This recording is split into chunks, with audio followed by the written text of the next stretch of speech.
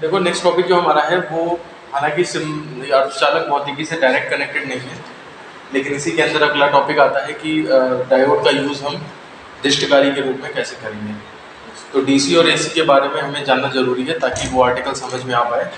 तो हम यही चीज़ यहाँ पर सबसे पहले देखेंगे। देखो धाराएं जो है वो अपने नेचर के हिसाब से दो प्रकार की होती हैं। एक होती है दृष्टि धारा जिसे डायरेक्ट करंट कहते हैं या डीसी कहते हैं, और दूसरी होती है प्रत्यावर्ती धारा जिसे अल्टरनेटिंग करंट या फिर एसी कहते हैं। ठीक है ना। तुमने सुना होगा हमारे घरों में जो है वो एसी आती है। ठीक है ना, घरों में जो है वो एसी आती है। और ये भी सुना होगा कि इन्वर्टर में जो बैटरी लगती है वो बैटरी में डीसी देती है। ठीक है ना। और जो घरों में हम सोलर पैनल लगा देते हैं तो सोलर से भी कौन सी डीसी करंट आती है। ठीक है ना। तो इसलिए ये सब क्या है, कैसे क्या कन्वर्जन किस तरह से करना है, हमें ये चीज़ जानना जरूरी है। तो सबसे पहले बात करते हैं डीसी की। डीसी जो है उसका रिप्रेजेंटेशन जैसे सेल हो गया तो तुमने एक सेल लगा दिया, या बैटरी हो गई तो कई सारे सेल इस तरह से लगा दिए जाते हैं तो ये बैटरी बन जाती है। ठीक है।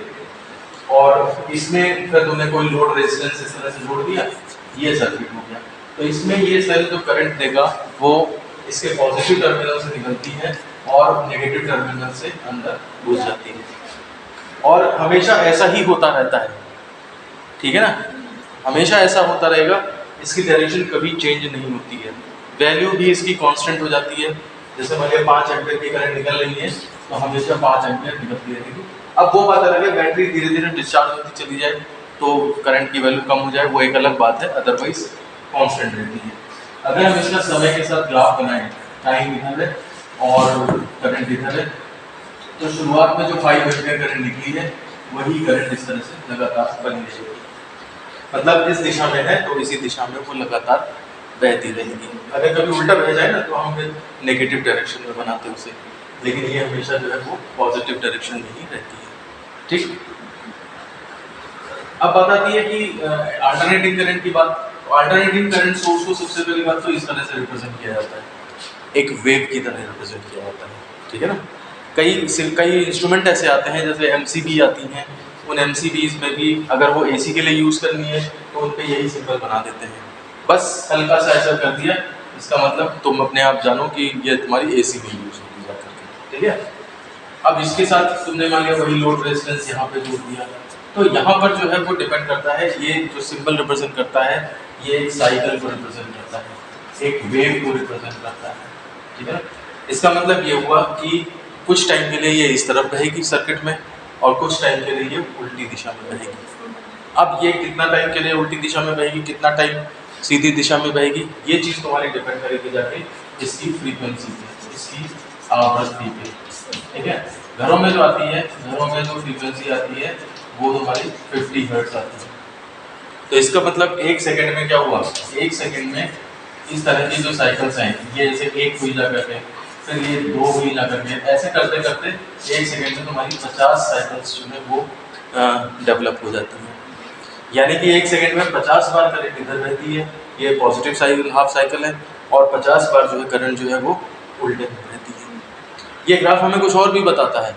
जैसे अगर ये ऐसे होता, इस तरह से अगर साइकिल्स होती, ठीक है ना, या फिर इस तरह से साइकिल है, इसका मतलब क्या है, एक जैसे मान लीजिए 5 एम्पियर है, ये भी 5 एम्पियर है, तो इसमें क्या है 5 एम्पियर कांस्टेंट करंट बहेगी ऐसे जब तक ये रहेगा, और फिर 5 एम्पियर की -5 एम्पियर की कांस्टेंट करंट बहेगी उल्टे में। मतलब 5 एम्पियर इधर बहेगी और फिर उसके बाद 5 एम्पियर उल्टे में बहेगी, फिर 5 एम्पियर इधर से बहेगी, फिर 5 एम्पियर उल्टे में बहेगी। तो ये तुम्हारी इस तरह से हुई। यहाँ पर क्या है, 0 से स्टार्ट होगी, मतलब इस डायरेक्शन में 0 से स्टार्ट होगी और बढ़ करके 5 एम्पियर पहुंचेगी, और फिर इसी डायरेक्शन में 5 एम्पियर से कम होते होते फिर 0 भी हो जाएगी। तब कहीं जाकर के उल्टे में बहना स्टार्ट होगी, 0 से बढ़ते बढ़ते 5 पहुंचेगी और 5 से बढ़ते बढ़ते बढ़ते करते करते फिर 0 आएगी जाकर के। ये वेरिएबल भी है और उसके बाद हाफ साइकिल के बाद अपनी डायरेक्शन भी चेंज कर लेती है। ठीक है। तो ये तुम्हारी ये जो इस तरह की एसी होती है इसे कहते हैं साइन वेव एसी। ये जो होती है इस तरह की इसे कहते हैं स्क्वायर वेव एसी। फिर ये कहते हैं इस तरह से जो होती है इस तरह से लगभग इसको कहते हैं क्वासी साइन वेव। ये कई तरह की होती है। जनरेटर से जैसे हमें स्क्वायर वेव मिलती है, ठीक है ना। जो पावर हाउस से आती है वो तुम्हें इस तरह की प्योर साइन वेव मिलती है। इन्वर्टर जो होते हैं, साइन वेव इन्वर्टर सुने होंगे, एक साइन वेव आता है और एक प्योर साइन वेव आता है। साइन वेव समथिंग इस तरह का क्वासी साइन वेव उसे कहते हैं, ठीक है ना। और प्योर साइन वेव इन्वर्टर है तो वो काफ़ी हद तक तुम्हारा जो पावर हाउस से रह जाती है जैसे नेचर की उसी तरह से मैच करता है। तुमने देखा होगा जनरेटर पे जब अप्लायंस चलते हैं तो उन पे अलग तरह की आवाज़ आती है। जो पुराने घरों में इन्वर्टर लगे पुराने ज़माने के जो साइन वेव नहीं है, देखा होगा जब भी ट्यूबलाइट जलेगी तो एक अलग सी हल्की सी आवाज़ आती है, पंखे चलेंगे तो हल्की सी आवाज़ आती है, पता लग जाता है कि इन्वर्टर पे आ गया है। लेकिन जो है वो आजकल के जो इन्वर्टर हैं प्योर साइन वेव, उन पे पता ही नहीं लगता है कि लाइट आई है गई है। सर लेकिन उसमें हल्की सी लगती है कि हाँ लाइट गई है, लाइट आ गई। वो हाँ वो महसूस कर सकते हो क्योंकि वो प्योर साइन वेव कहने के बाद भी जो है वो पूरी तरह से साइन वेव नहीं है। जैसी पावर हाउस से आ रही है वो एक अलग चीज़ होती है। तो कहते हैं कि ऐसी लाइट को यूज़ करते हैं। जो हमारा इन्वर्टर होता है उसमें वोल्टेज का भी कुछ होता है? नहीं, वो तो 220 वोल्ट ही देगा घर में, क्योंकि सारे अप्लायंस 220 वोल्ट पे लगे हुए हैं ना, तो इसलिए वो 220 वोल्ट की एसी निकालेगा और फ्रीक्वेंसी 50 हर्ट्ज निकालेगा। अब साइन वेव लगा ले या स्क्वायर या क्वासी साइन वेव वो डिपेंड करेगा तुमने कौन सी कंपनी का किस तरह का नेचर का लिया हुआ है। अच्छा, इधर बात करते हैं कि डीसी और जो एसी है, डीसी है वो तुम्हारी जो है वो एक तरफ एक ही डायरेक्शन में इस तरह से बहेगी जा करके, ठीक है ना। जो अप्लायंस डीसी पे वर्क करते हैं वो इस पे नहीं कर सकते, जो एसी पे वर्क करते हैं वो इस पे नहीं कर सकते। एसी पे जो भी इंस्ट्रूमेंट होते हैं वो ज़्यादा रोबस्ट होते हैं, रोबस्ट मतलब मजबूत होते हैं। डीसी के अप्लायंस उतने ज़्यादा मतलब कार्यकुशल या मजबूत या इस तरह से कह सकते हो वो नहीं होते हैं। बस डीसी के अप्लायंस इसलिए ज़्यादा चलते हैं क्योंकि एक तो सारी की सारी इलेक्ट्रॉनिक्स में जो पीसीबी होती है वो सारी की सारी डीसी पे ऑपरेट होती है। तुम्हारा मोबाइल जो है वो भी सब डीसी पे ऑपरेट हो रहा है। अब चार्ज भी करना है तुम्हें तो कहते हैं वो बैटरी जो है चार्ज करने के लिए डीसी चाहिए, लेकिन अब नहीं है इधर उधर, तो क्या करा जाता है मोबाइल चार्जर यूज़ कर लिया जाता है और चार्जर की हेल्प से जो है वो डीसी उससे एसी से डीसी बना दी जाती है। सर लोग पहले चार्जर नहीं थे तो फोन कैसे चार्ज करते? नहीं, जब से फ़ोन आया तब से चार्जर भी आया। सर पहले लोग कीपैड फोन उसका चार्जर अलग आ जाता है। अलग आते थे। हाँ, मोटी पिन का चार्जर फेमस है, चुटकुला भी फेमस है। पतली पिन का चार्जर और मोटी पिन का चार्जर, दो तरह के चार्जर आते थे। जब से मोबाइल आया तब से उसको चार्ज करने की फैसिलिटी जो है वो साथ में है हमारे, ठीक है ना। अच्छा, इनके जो वायर्स होते हैं उनमें भी फ़र्क होता है।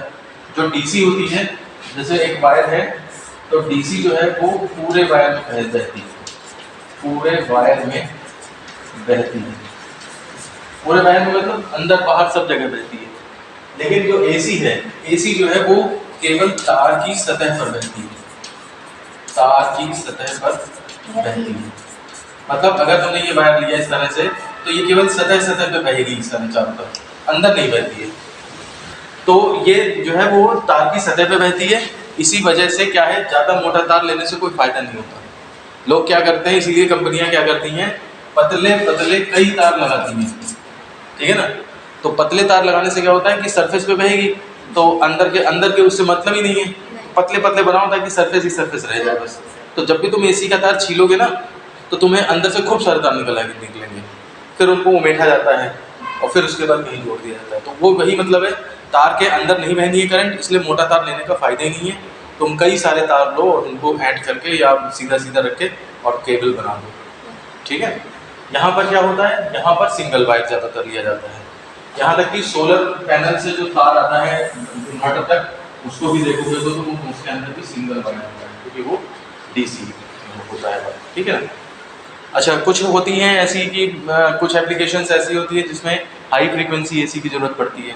जैसे हाई फ्रीक्वेंसी एसी की ज़रूरत पड़ती है, जैसे frequency is equal to 5000 hertz हो गई, तो फिर इसका मतलब 1 सेकंड में जो है कई बार, जैसे ये साइकिल चल रही है 50 साइकिल चल रही थी, ऐसे ही 1 सेकंड में जो है वो 5000 बार धारा इधर से इधर बहेगी और उधर से इधर बहेगी। तो कभी कभी वेरिएबल मैग्नेटिक फील्ड लगानी हो, ठीक है ना, या कई और एप्लीकेशंस होते हैं तो उनमें फिर इस तरह की फ्रीक्वेंसी बदल के उसको यूज़ करें। अब बात आती है कि अर्धचालक भौतिकी में हम इसका क्यों यूज़ कर रहे हैं, क्या पढ़ना है, किस वजह से हमने ये टॉपिक पढ़ा है। तो इसका यूज़ ये करना है कि जो हमारा पीएन जंक्शन डायोड होता है उसका यूज़ दिष्टकारी की तरह किया जाता है। दिष्टकारी मतलब देखो, दिष्ट धारा बनाने वाला। जैसे ये साइकिल है तुम्हारे पास, ये है साइकिल, ठीक है। तो इस एसी को इस तरह के डीसी में बदलना है, ये काम है हमारा। डिस्टकारी मतलब जो एसी करंट को डीसी में बदल देगा करके, ठीक है ना। तो पीएन जंक्शन का यूज करके हम इस तरह की करंट को इसमें बदल सकते हैं। सबसे अच्छा एग्जांपल मोबाइल चार्जर ही याद रखो। घर में आती है एसी इस तरह की सॉकेट में, और जब हम चार्जर लगा देते हैं उसके अंदर तो वो इस तरह की डीसी निकाल करके मोबाइल की बैटरी को देने लगता है, ठीक है ना, और मोबाइल की बैटरी चार्ज होने लगती है। अब चार्जर पे देखना, अगर 1 एम्पियर लिखा है, 0.5 एम्पियर, 2 एम्पियर, 3 एम्पियर, तो वो उतना ही फास्ट चार्जर होगा।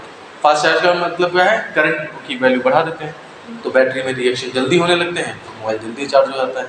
लेकिन हमेशा कंपनी के साथ वाला ही मोबाइल चार्जर यूज़ करना चाहिए, क्योंकि वो जानते हैं कि इस मोबाइल के साथ ये चार्जर लगेगा।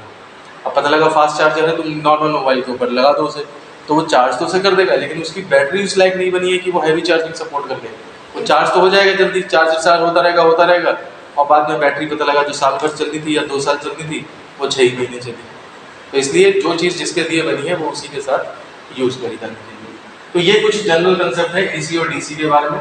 ये मैंने इसलिए बता दिया कि जब हम पीएन जंक्शन को डिस्टकारी के रूप में यूज़ करेंगे तो तुम्हें ये सब चीज़ें जो है वो समझाने की ज़रूरत न पड़े। तो अब हम जब डिस्टकारी के देखेंगे कि डायोड को डिस्टकारी की तरह यूज़ कैसे करते हैं, तो उस समय फिर हमें एसी डीसी में कोई कन्फ्यूज़न नहीं रहेगा, ठीक है ना। डिस्टकारी में ये होता है कि अर्ध तरंग डिस्टकारी, पूर्ण तरंग डिस्टकारी। तो अगर हम इसकी आधी साइकिल को केवल रिफाइन कर पाएँ तो अर्ध तरंग डिस्टकारी होता है, और पूरी साइकिल को ही अगर हम ले लें ऊपर तो उस केस में पूर्ण तरंग डिस्टकारी के रूप में कार्य करता है, ठीक है ना। तो ये चीज़ें समझने के लिए हमें एसी डीसी का नॉलेज जरूरी था, इसलिए हमने ये टॉपिक लिया।